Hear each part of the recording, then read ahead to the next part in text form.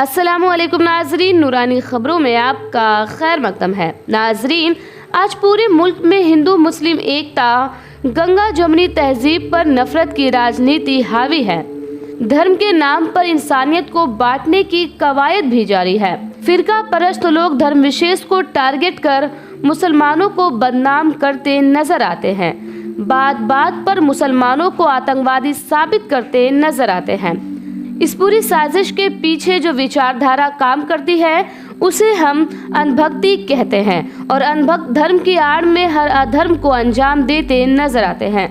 RSS और मोदी भक्ति में हमेशा मुसलमानों की वतन परस्ती को कटघरे में खड़ा किया जाता है। यूँ तो मुसलमान नफरत की राजनीति के खिलाफ खुलकर बोलते नजर आते हैं, लेकिन जब एक भगवाधारी और कट्टर हिंदू पंडित धर्म के नाम पर हो रहे अधर्म का खुलासा करता है तो एंटी मुस्लिम मानसिकता को परवान चढ़ाने वाले लोगों को मुंह की खानी पड़ती है। नाजरीन, एक बेहतर भारत प्रोग्राम में शिरकत करने आए एक हिंदू पंडित ने इस्लाम, कुरान और आज की राजनीति पर बेबाकी से अपनी राय रखते हुए धर्म के नाम पर हो रहे अधर्म का खुलासा किया है। आपसे गुजारिश है कि वीडियो को आखिर तक देखें।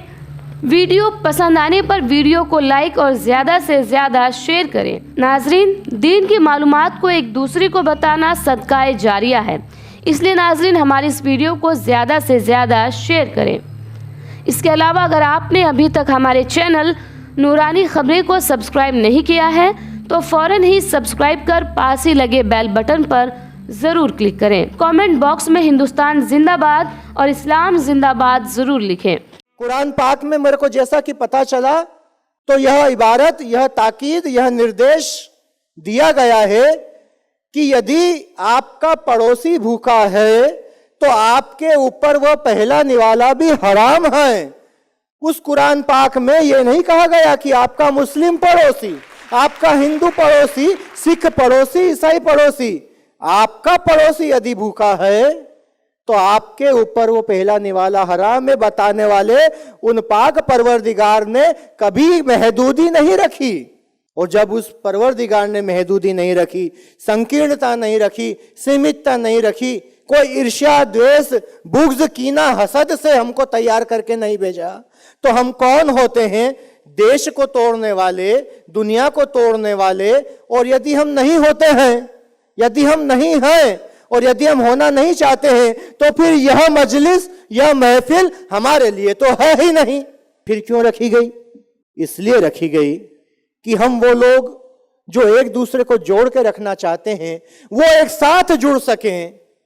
एक कारवा, एक सैलाब, एक लब्बो-लुआब इस महफिल के माध्यम से दिख सके, सब एक दूसरे से मिल सकें कि कोई पूरब में रहता है, कोई पश्चिम में रहता है, कोई मशरिक में रहता है, कोई मगरिब में रहता है, कोई शिमाए में रहता है, कोई जुमूल में रहता है। इस पूरब, पश्चिम, उत्तर, दक्षिण, आग्नेय, नैऋत्य, वायु, ईशान, धरती, आसमान, ये जो 10 दिशाएं हमारे लिए मुकर्रर की गई है, उसमें रहने वाले हम सब इसी कौमी यकजहती को लेकर के जो जी रहे हैं, कम से कम हम उनसे तो मिल पाए ऐसे आयोजन, ऐसे सेमिनार, ऐसे कॉन्फ्रेंस के द्वारा।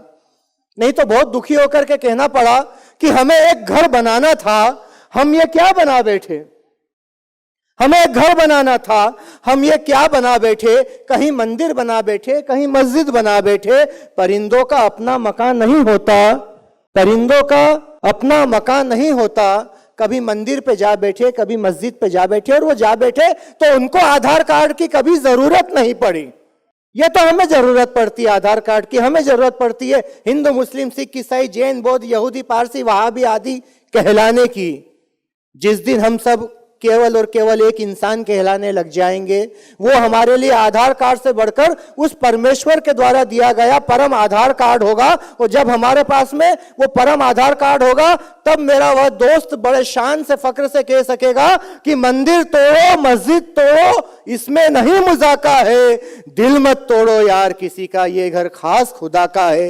हर दिल में रब बसता है, और जहां रब बसता है वहां सब बसता है, और जहां सब बसता है वहां संस्कार बसते हैं, वहां देवीय गुण बसते हैं, वहां अखलाक बसता है, वहां खुलूस बसता है, वहां अकीदत बसता है। और जब सब बसता है तब मुझे याद आ रहा है कि 11 सितंबर 1893 को भी ऐसा ही इमरान भाई, एक सम्मेलन हुआ है इस दुनिया के नक्शे पर, अमेरिका देश के शिकागो शहर के कोलंबस हॉल में, इसी हिंदुस्तान की नुमाइंदगी करते हुए मेरा अपना बड़ा भाई, हम सबका अपना बड़ा भाई बिरादर अजीज, वो नरेंद्र नाथ स्वामी विवेकानंद बन करके ऐसे ही एक लेक्टर्न के सामने आकर के, ऐसे ही एक डाइस पर, पोडियम पर खड़ा होकर के जब उसने बोला my dear sisters and brothers of America, तो वो पूरा का पूरा सदन तालियों से गूंज उठा था। मैं ये नहीं कहता कि हम ताली बजाने के लिए यहां पर एकत्रित हुए हैं, लेकिन ताली बजाने में कौमी यकजहती का संदेश आता है, क्योंकि ताली एक हाथ से नहीं बजती,